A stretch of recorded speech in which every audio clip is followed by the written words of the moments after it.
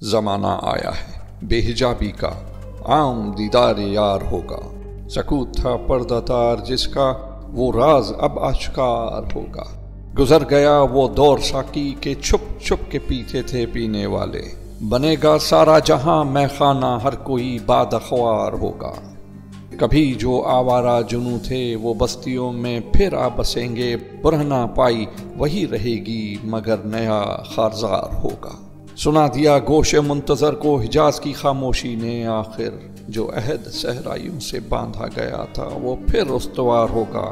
نکل کے صحرا سے جس نے روما کی سلطنت کو الٹ دیا تھا، سنا ہے یہ قدسیوں سے میں نے، وہ شیر پھر ہوشیار ہوگا۔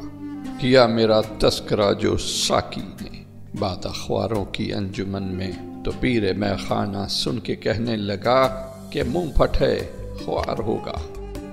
دیار مغرب کے رہنے والوں، خدا کی بستی دکان نہیں ہے، کھرا جسے تم سمجھ رہے ہو وہ اب زرکم عیار ہوگا۔ تمہاری تہذیب اپنے خنجر سے آپ ہی خود کشی کرے گی، جو شاخ نازک پہ آشیانہ بنے گا ناپائیدار ہوگا۔ سفینہ برگ کل بنا لے گا، قافلہ مور ناتواں کا، ہزار موجوں کی ہو کشاکش مگر یہ دریا سے پار ہوگا۔ دیار مغرب کے رہنے والوں، خدا کی بستی دکان نہیں ہے، کھرا جسے تم سمجھ رہے ہو وہ اب زرکم عیار ہوگا۔ تمہاری تہذیب اپنے خنجر سے آپ ہی خودکشی کرے گی، جو شاخ نازک پہ آشیانہ بنے گا ناپائیدار ہوگا۔ کہا جو قمری سے میں نے ایک دن، یہاں کے آزاد پا بگل ہیں، تو گنچے کہنے لگے ہمارے چمن کا یہ رازدار ہوگا۔ خدا کے عاشق تو ہیں ہزاروں، بنوں میں پھرتے مارے مارے، میں اس کا بندہ بنوں گا جس کو خدا کے بندوں سے پیار ہوگا۔